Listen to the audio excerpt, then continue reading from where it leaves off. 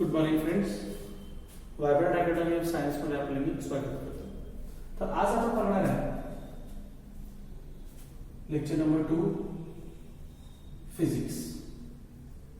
आज आपण बघणार आहे fundamental units.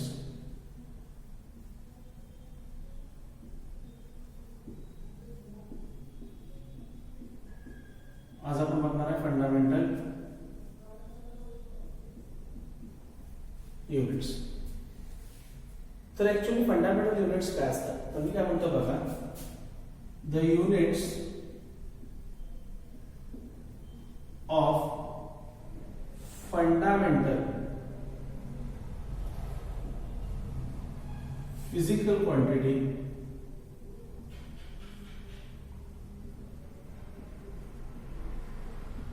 the units of fundamental physical quantities are called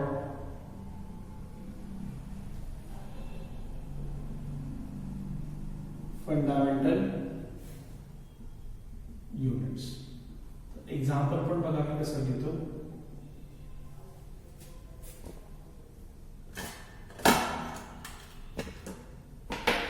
एग्जाम्पलला मी म्हणतो बघा, फंडामेंटल क्वांटिटी कोण आहे? लेंथ.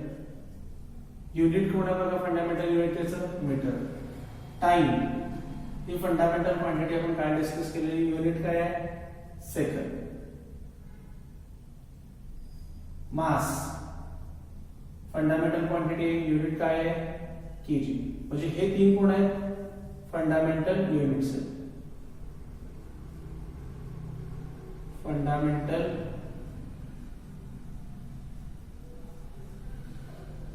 युनिट्स आहेत.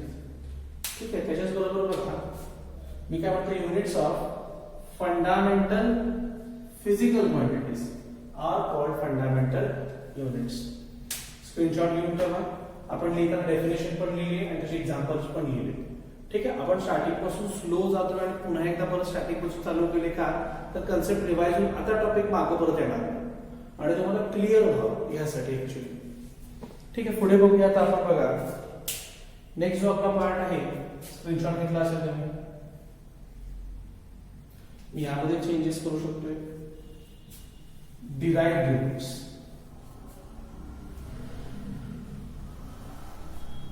स्कूल मध्ये वगैरे असं करतात त्याप्रमाणे बघतो. Derived units.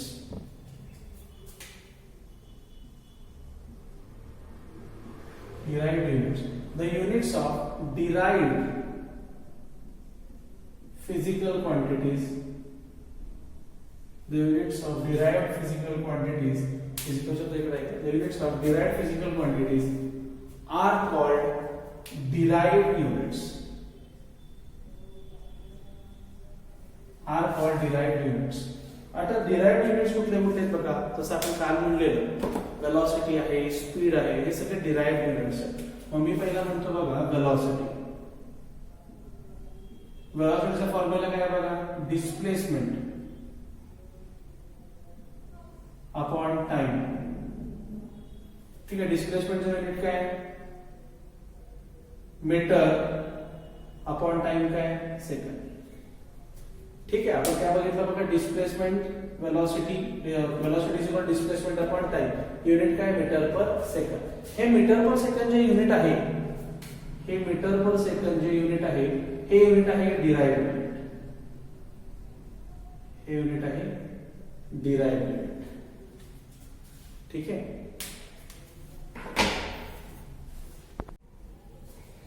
ठीक. आता आपण नेक्स्ट फंडामेंटल क्वांटिटी बघूया.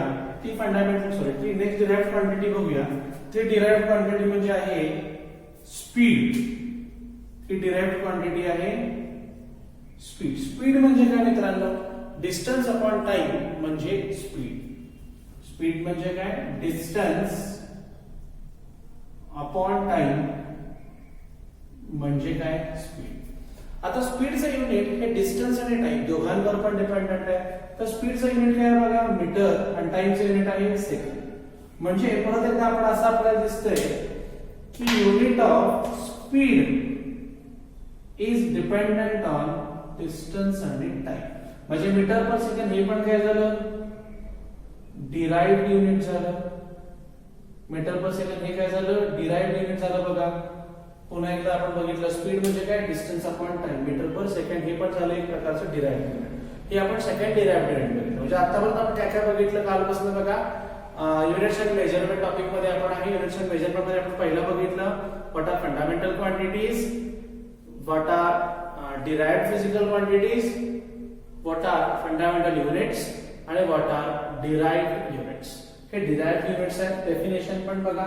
The units of derived physical quantities are called derived units. एकदम इझी भाषेमध्ये आहे. तुम्ही स्क्रीनशॉट वगैरे घेऊ शकता म्हणजे तुम्हाला क्लिअर होईल पिक्चर.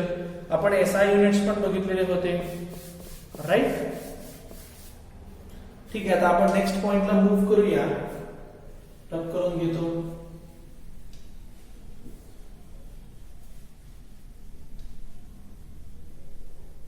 आता आपला नेक्स्ट पॉइंट आहे बघा तो म्हणजे plane of angle. Next point काय आपला plane of angle. Text book असावी बरोबर. नेक्स्ट पॉइंट आहे बघा प्लेन ऑफ अँगल. मी डायग्राम काढतो बघा.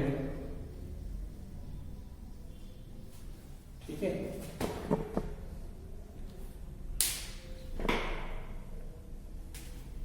हे बघा हे आहे डीएस, हे आहे आर, हे आहे थीटा. आता ऍक्च्युअली हा जो सर्क्युलर शेप आहे या सर्क्युलर शेप मधलाच बघा हा एवढा शेप आपण कट करून घेतलेला आहे. हा शेप आपण रिमूव्ह करून टाकलेला. स्टडी करूया. हा शेप आपण रिमूव्ह करून टाकलेला तेव्हा आपण त्याला काय म्हणतो बघा प्लेन अँगल. तेव्हा आपण त्याला काय म्हणतो प्लेन ऑफ अँगल. ठीक आहे. तेव्हा आपण काय त्याला म्हणणार आहे प्लेन ऑफ अँगल म्हणणार आहे. आणि प्लेन ऑफ अँगल म्हणजे काय. प्लेन ऑफ अँगल म्हणजे काय theta is equal to ds upon r. Theta is equal to काय बघा ds upon r. Theta is equal to काय बघा ds अपॉन r. आपण काय बघतोय point plane of angle. Theta is equal to काय बघा ds अपॉन r. r म्हणजे कोण आहे रेडियस ऑफ सर्कल आहे. ds म्हणजे काय तो सर्कल जो होता पूर्ण त्या सर्कलचा एक छोटासा पार्ट आहे तो आहे ds. हा r आहे रेडियस, हा थीटा आहे अँगल. मग theta is equal to ds upon r. आणि हा थीटा कोण आहे बघा. हा थीटा कोण आहे बघा प्लेन ऑफ अँगल. हा थीटा कोण आहे बघा प्लेन ऑफ अँगल. तुम्ही स्क्रीनशॉट वगैरे घेऊ शकता तुम्हाला वाटत असेल तर. आणि आता आपण प्लेन ऑफ अँगल मेजर कसा करणार आहे. SI unit rad. SI unit काय आहे रॅड. किंवा तुम्ही असं पण लिहू शकता थीटा आणि वर ब्रॅकेट वर छोटासा सी लिहायचा म्हणजे रेडियन मध्ये आहे हे आपल्याला कळून येतं. आपण काय बघितलं बघा प्लेन ऑफ अँगल हे नवीन सिलेबसला ऍड झालेलं आहे त्यामुळे या पॉइंटवर तुम्ही जास्त फोकस करायचा आहे. जो न्यू सिलेबस आलेला आहे पूर्वीपेक्षा थोडंसं जे वाढून आले त्याच्यावर तुमचं पूर्णपणे लक्ष जास्त पाहिजे. का तर आता ते पडायची शक्यता जास्त आहे. त्यामुळे बघा प्लेन ऑफ अँगल याला डेफिनेशन वगैरे काही गरज नाही. ह्याच्यावरती एखादा छोटासा एखाद्या एक मार्काचा वगैरे प्रॉब्लेम पडेल. ठीक आहे. बघा आपण काय लिहिलं theta is equal to ds upon r. ds upon r. ठीक आहे. एकदम इझी भाषेत लिहिलेलं आहे. टेन्शन घ्यायचं नाही. माझं नाव लक्षात ठेवा. माझं नाव काय बघा कुलकर्णी सर.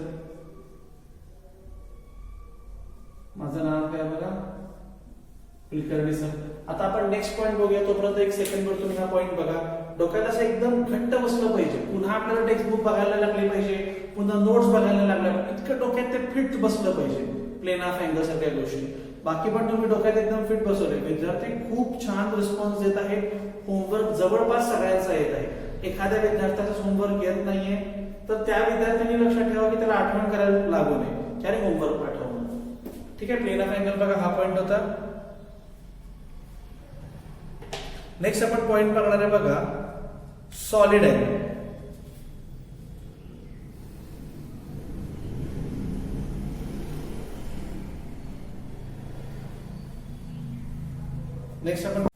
नेक्स्ट पॉइंट आपण बघणार आहे बघा सॉलिड अँगल. सॉलिड अँगल मी ड्रॉ केलेला आहे बघा. हा रेडियस आहे, हा एरिया आहे इथला आणि हे डी कॅप म्हणून लिहिलं. तर डी कॅप म्हणजे काय बघा हे कॅप हे नोटेशन आहे सॉलिड अँगलचं. जसं आपण न्यूटनला एन म्हणतो तसं आपण सॉलिड अँगलला कॅप म्हणतो. न्यूटनला आपण एन लिहितो ना, मीटरला आपण एम लिहितो, बरोबर, टाइमला आपण सेकंड लिहितो, बरोबर का? तसंच काहीच हे पण आहे बघा. ठीक आहे, रोटेशन लिहिलं मी. आता फॉर्म्युला लिहितो बघा, cap is equal to solid angle, cap is equal to solid angle is equal to dA upon r square. Cap is equal to solid angle is equal to dA upon r square. SI unit बघा, STREA स्ट्रॅडियन आहे त्याचं SI unit आहे. जसा metre आहे लेंथचं ते त्याचं radian आहे त्याचं SI युनिट आहे. ह्याच्यावर एखादा इझी प्रॉब्लेम पडतो, ह्याचे प्रॉब्लेम्स पण आपण बघणार आहोतच की ज्यामध्ये तुम्हाला ती आयडिया अजून क्लिअर होईल काय आहे की ऍक्च्युअली स्ट्रॅडियन वगैरे. ठीक आहे, नेक्स्ट पॉइंट आपण पाहूया.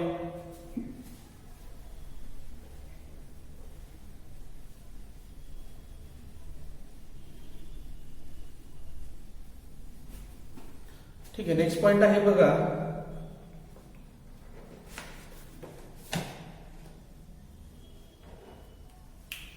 कन्व्हेन्शन्स आहेत use of SI units. SI युनिटचे कन्व्हेन्शन्स आहेत किंवा मी म्हणू शकतो SI युनिट चे रूल्स आहेत. ठीक आहे, तर आता आपण बघणार आहे पुढचा पार्ट टॉपिक मधला की जो तुम्हाला टेक्स्टबुकच्या पेज नंबर 2 वरती दिसतो. आता आपण बघितलं बघा प्लेन ऑफ अँगल आणि सॉलिड अँगल. आता आपण बघणार आहे conventions for use of SI units किंवा मी म्हणेन SI युनिट्स लिहायचे कसे ह्याचे रूल्स आणि रेग्युलेशन्स आहेत. जसं बघा आपण गाडी नो पार्किंग मध्ये उभी केली, गाडी आपली उचलली जाते, बरोबर. तो आपण तुम्ही रॅश ड्रायव्हिंग केली, जोरात गाडी चालवली की तरी पण तुमची गाडी उचलली जाते. मग तसे काही डायमेन्शन्सला युनिट्सला रूल्स आहेत का काही? तर ठीक आहे, रूल्स आहेत का? तर असतील रूल्स बहुतेक. मग ते रूल्स कोणते आहेत की जे आपण फॉलो करायचे आहेत SI युनिट्स लिहिताना?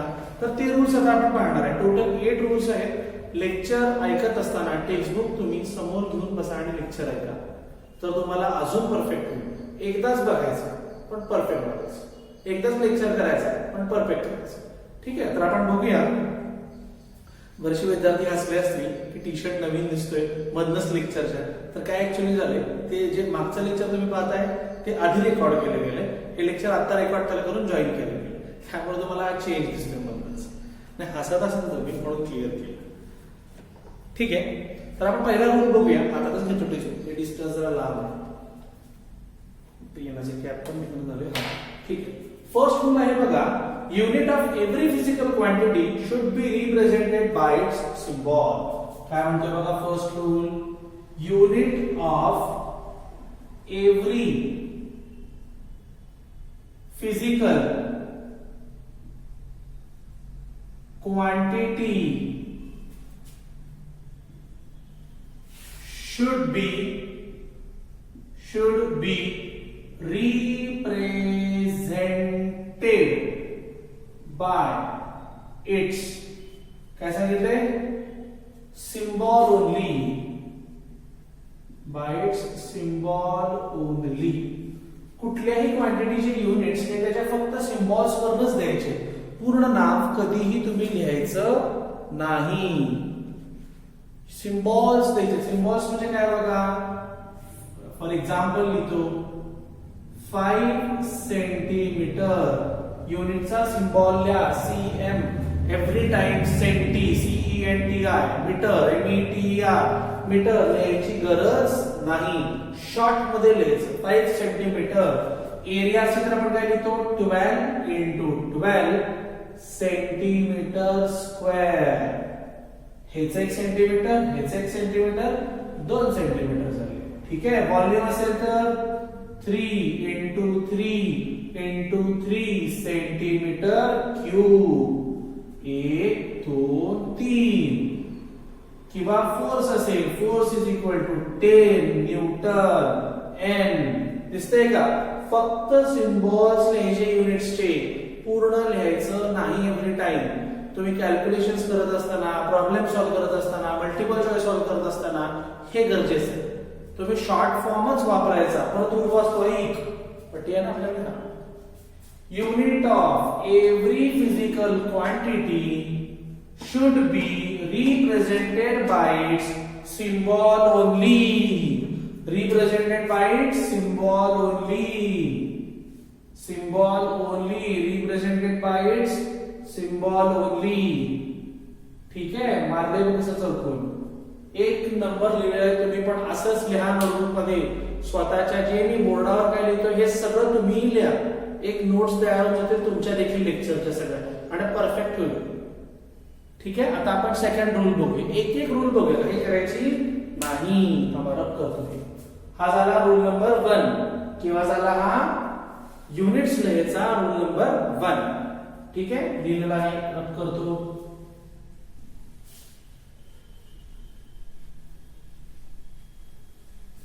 ठीक आहे, चला रूल नंबर सेकंडला जाऊया. रूल नंबर सेकंड आहे बघा. फुल नेम ऑफ अ युनिट वाचतो आहे. Full name of a unit always starts with smaller letter, even if it is named after a person. तब आता लिहितो, लक्ष दे. Rule number 2. Full name of a unit starts with smaller smaller letter. म्हणजे काय म्हणतायत रे, की पूर्ण नाव जेव्हा तुम्ही लिहा, हे पुढचं लिहायचं, even it is named after person. ठीक आहे, आता रूल काय बघूया. एक्झाम्पल दिला ना की क्लिअर होते तुम्हाला, लगेच एका झटक्यात क्लिअर होते. पहिला रूल वाचतो, पट्टी कुठे आपली, पट्टी. Full name of a unit starts with a smaller letter, mark smaller letter, even it is named after a person. म्हणजे जे काही सायंटिस्ट लोकांनी जे इन्व्हेन्शन्स केले, डिस्कव्हरीज केल्या आहेत आणि त्यांनी त्यांचं नाव दिलंय चित्र, जसं की तुम्ही न्यूटन ऐकलं आहे, ओम ऐकलं आहे, तर त्यांची नावं लिहित असताना सुद्धा जेव्हा तुम्ही त्यांचं पूर्ण नाव लिहाल तेव्हा लहान पाहिजे पहिला अल्फाबेट, पण जेव्हा तुम्ही फक्त इनिशियल लिहाल तेव्हा मोठं पाहिजे. बघा बघा मी काय म्हणतो, लक्ष दे. मी काय म्हणतो, 20 न्यूटन हे बरोबर आहे, राईट. ठीक आहे, हे काय राईट, बरोबर आहे. आम्हाला पेन वेगळा वापरतो म्हणजे लक्ष दे. 20 न्यूटन हे बरोबर आहे, पण लक्ष द्या मी काय म्हणतो, 20 मी जर पूर्ण नाव लिहिलं त्या सायंटिस्टचं तर 20 न्यूटन हे सुद्धा बरोबर आहे. काय, हे सुद्धा बरोबर आहे. का बरोबर आहे? एन लहान आहे, स्मॉलर लेटर. एन लहान आहे, स्मॉलर लेटर, बरोबर आहे. चल तिसरं बघूया. अजून एक पेन आपल्याकडे, नको ब्लॅक मध्ये शाई, मॅडम शाई वापरूया. ठीक आहे, आता नीट लक्ष द्या. मी 20 एन लिहितो, एन छोटा लिहिलाय, लक्ष दे, एन छोटा काढलाय, तर हे काय आहे, चुकीचं. दुसरं बघ, मी किंवा कदाचित जर असं लिहिलं 20 न्यूटन तरी कसं आहे, हे आहे चुकीचं. लक्षात आलं का? परत बघा का स्टेटमेंट अजून clear. Full name of a unit, पूर्ण नाव युनिटचं, starts with a smaller letter, लहान. जेव्हा तुम्ही पूर्ण नाव लिहाल तेव्हा त्याचा पहिला शब्द हा लहान पाहिजे, स्मॉलर लेटर पाहिजे, न्यूटन. आणि नुसता सिम्बॉल लिहा तेव्हा N capital, N capital. 20 N चालणार नाही, कॅपिटल एन. 20 न्यूटन नाही, एन कसा पाहिजे, छोटा. इथं मार्क करतो बघ, हे चुकलेलं आहे. एन कसा पाहिजे, लहान. हा झाला रूल नंबर 2. हा काय झाला, रूल नंबर 2. स्क्रीनशॉट बनवून घे, नोट्स तू पण काढायचे होते यावेळी. मी तिसरा रूल सांगतोय तुला.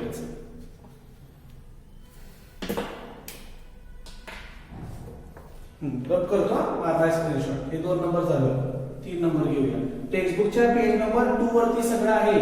तू टेक्स्टबुकचा पेज नंबर 2 बघ. ठीक आहे का? ठीक आहे. रूल नंबर 3 चिल्ड्रन बघा काय पहिला वाचतो. Symbol for unit do not take place plural form. ते काय म्हणतात बघा सिम्बॉल फॉर युनिट. मी लिहितो लक्ष दे पहिला.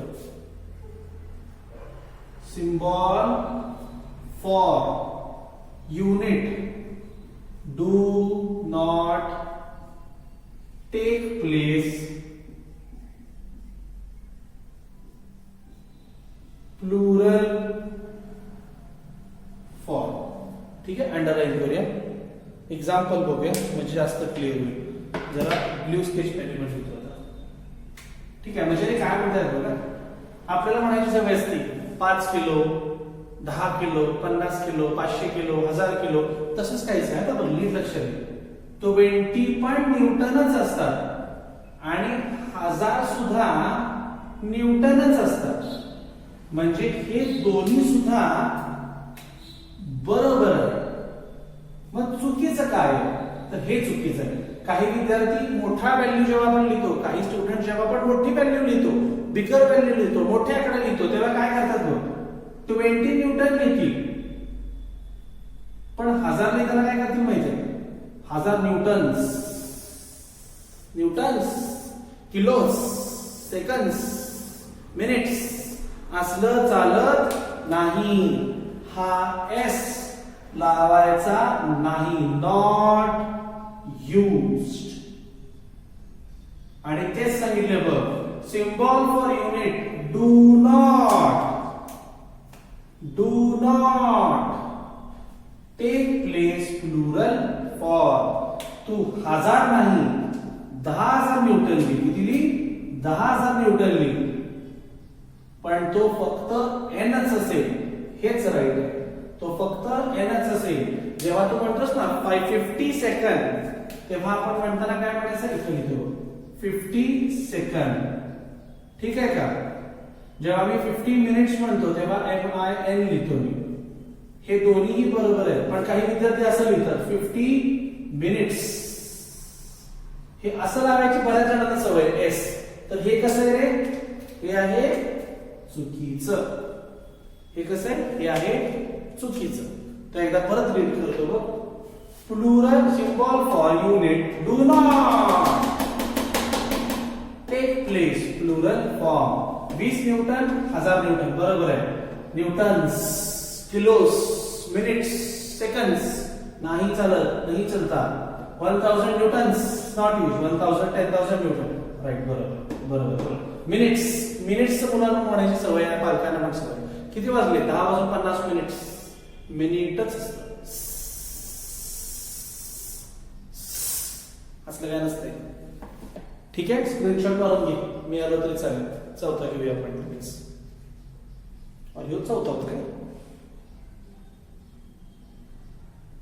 थांबे का तो युनिट होता पॉइंट होता. तिसरा होता चौथा? हा तिसरा होता तर चौथा. ठीक आहे. स्क्रीनशॉट मारला चौथा घेतो.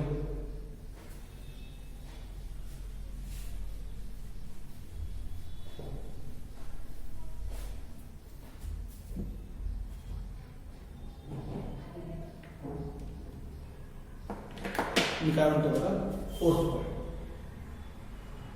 Symbol of unit do not take place any. थांबे काय स्पेलिंग लिहितो लक्ष द्या. लाल लिहिली any full stop exclamatory mark or anything. ठीक आहे. आता लक्ष द्या मी काय म्हणतो.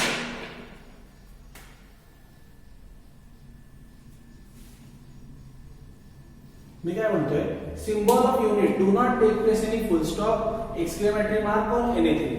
जो सिम्बॉल ऑफ युनिट आहे ह्याच्यामध्ये काही सुद्धा नसतं. म्हणजे काय म्हणता येते की जेव्हा आपण म्हणतो ना एक्झाम्पल लगेच डोक्यात. काही विद्यार्थी असं लिहितात काही स्टुडंट्स 20 न्यूटन लिहून फुल स्टॉप देतात. 20 न्यूटन लिहून फुल स्टॉप मध्ये चूक 20 न्यूटन पुढं फुल स्टॉप एक्सक्लेमेटरी मार्क वगैरे काही द्यायचं नाही. काही स्टुडंट्स असे पण लिहितात 30 मिनिट, तर हा मार्क चालत नाही, नॉट यूज्ड. काही पण लिहायचं नाही. तुम्ही एकदा सिम्बॉल लिहिला ना त्याच्या पुढे काही पण नाही लिहायचं. 20 न्यूटन फुल stop exclamatory mark question mark dash dish काही सुद्धा नाही चालत. स्क्रीनशॉट मार, पुढचा बघूया पॉइंट.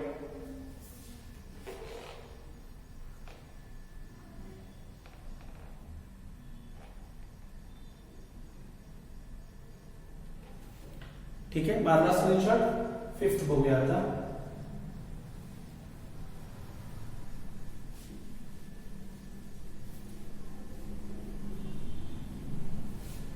बघा इथे लिहितो, symbol of unit should content ratio. Symbol of unit काय कंटेन करत आहे? रेशियो कंटेन करणार आहे. म्हणजे काय, आता बघा आपण स्पीड जेव्हा काढतो, लक्ष द्या, नीट लक्ष द्या, जेव्हा मी स्पीड फाइंड आउट करतो तेव्हा काय असतं फॉर्म्युला? Distance upon time. काय असतं? Distance upon time. Distance unit काय? मीटर आणि युनिट टाइमचं सेकंड. मग तुम्ही लिहित असताना कसं लिहायचं बघा, मीटर पर सेकंड किंवा or metre s raise to -1. S raise to -1 म्हणजे काय? ते खालीच आहे. -1 म्हणजे काय? ते खालीच आहे, फक्त वर लिहिले. ठीक आहे, हे तर तुम्हाला समजतं. पण घोळ कुठं होतो? तो आता घोळ इथं होतो. एक्सिलरेशन चे युनिट काय? Velocity upon time. तर वेलॉसिटी अपॉन टाइम म्हणजे काय? Metre per second square. तर हे युनिट तुम्ही लिहायचं कसं माहिती आहे का? Metre per second square. कुठं लिहू? इकडचं दिसतंय का? ठीक आहे, कसं लिहायचंय बघा, मी इथे एरो करून लिहितो. इथे लिहितो मीटर पर सेकंड स्क्वेअर. कसं लिहायचं बघा, मीटर पर सेकंड स्क्वेअर लिहा किंवा मीटर एस रेज टू -2 लिहा किंवा एवढंच आहे. ह्याच दोन्ही गोष्टी बरोबर आहेत. हे बरोबर आहे, हे बरोबर आहे. पण काही स्टुडंट्स असं लिहितात, दोन आहेत ना सेकंड, मीटर पर सेकंड पर सेकंड.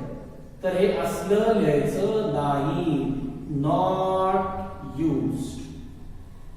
ठीक आहे, हे ते सांगतात. रेशियोज मध्ये लिहायचं म्हटल्यावर ए अपॉन बीच पाहिजे किंवा a into b raise to -1. A upon बीच पाहिजे किंवा a into b raise to -1. A into b raise to -1 लिहिलेलं. ए अपॉन बीच पाहिजे किंवा a into b raise to -1. आणि असं लिहायचं नाही metre per second square, metre per second असं लिहायचं नाही. हे चालत नाही. हा होता रूल नंबर 4. स्क्रीनशॉट बनवून घ्या. ठीक आहे, रूल नंबर 5 बघूया.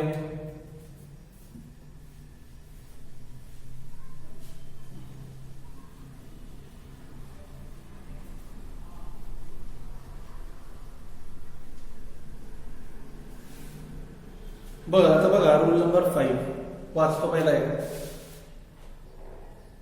आणि हा रूल नंबर 5 होता की हा रूल नंबर 5 होता. 6. Use of combination of units and symbols for unit is avoided when physical quantity is expressed by combination of two. Joule per kg Kelvin is correct, but Joule per kg Kelvin is not correct. ठीक है, लक्ष द्या.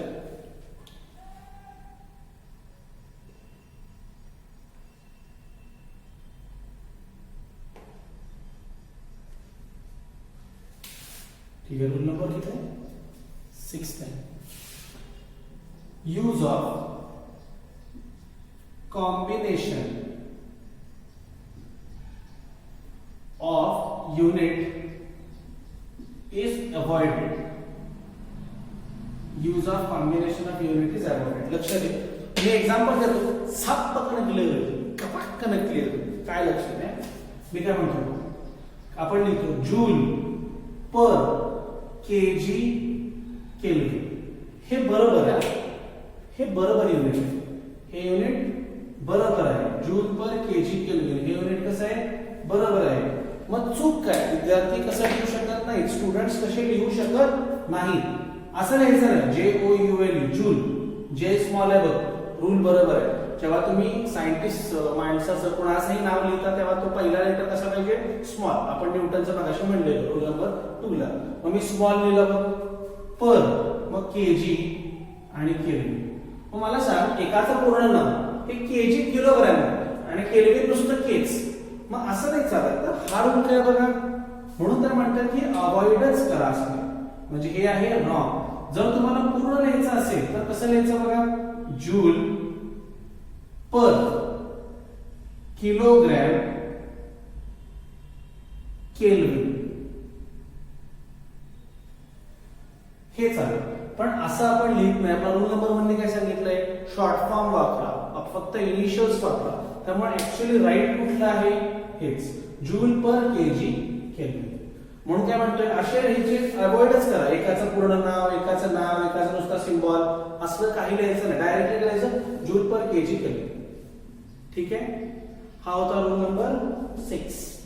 आता विद्यार्थ्यांना आपण जाऊया rule number 7 कडे. खूपच सोपं आहे. तुम्हाला यामध्ये कुठेही जरी डाऊट असेल, काय असेल, ऑफकोर्स मला तुम्ही कधीही विचारू शकता. माझं नाव तुम्ही लक्षात ठेवा. माझं नाव आहे बघा कुलकर्णी सर. तुम्ही मला कधी काही विचारू शकता. तुम्हाला काय डाऊट असेल, कुठल्याही सब्जेक्ट संदर्भात तुम्हाला असेल तरी तुम्ही विचारा. कॉन्टॅक्ट करा. तुमच्या मित्रांना आपले लेक्चर्स पाठवा, त्यांनाही बघू दे. ठीक आहे. आपला वे ऑफ टीचिंग कसं आहे वगैरे. बांटने से बढ़ता है आपण ऐकलेलं आहे. फक्त पैसे नाही, बाकीचं पण वाटलं पाहिजे. हे नॉलेज आहे ना, हे वाटा तुम्ही जास्तीत जास्त, की ज्याने जास्तीत जास्त मुलांपर्यंत पोहोचेल की काय क्वालिटीचं एज्युकेशन तुम्ही घेत आहात. ठीक आहे. आपण 7th रूल बघूया.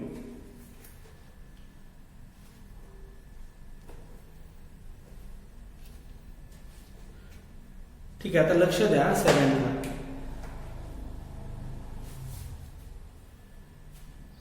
मी काय म्हणतो बघा, नोट इट. नोट हा आहे रूल नंबर 7. लक्ष द्या, मी लिहून सांगतो ते. 1 मिली सेकंड म्हणजे किती? 10⁻³ सेकंड. 1 मायक्रो सेकंड म्हणजे किती?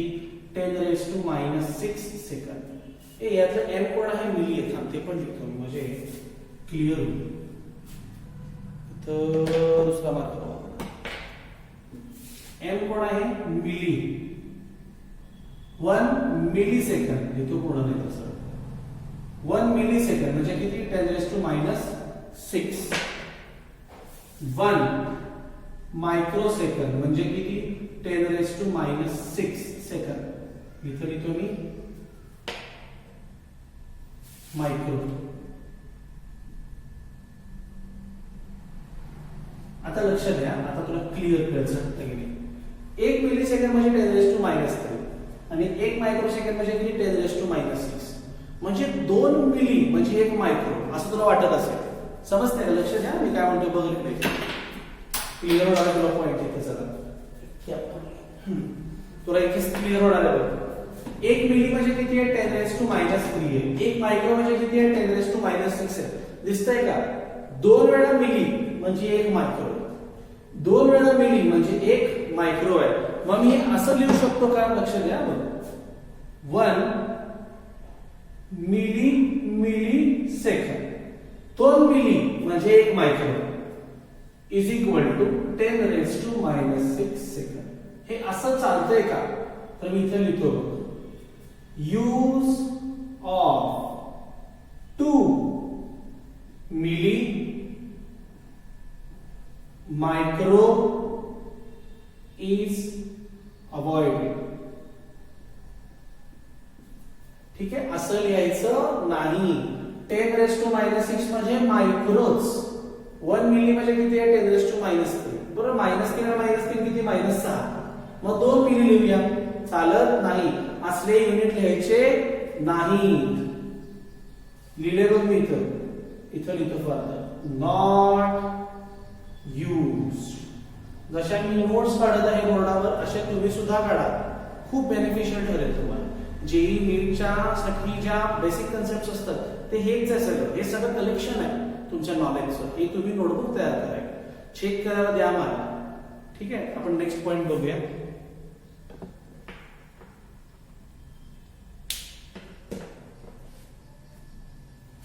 नेक्स्ट 8th आणि शेवट बघा।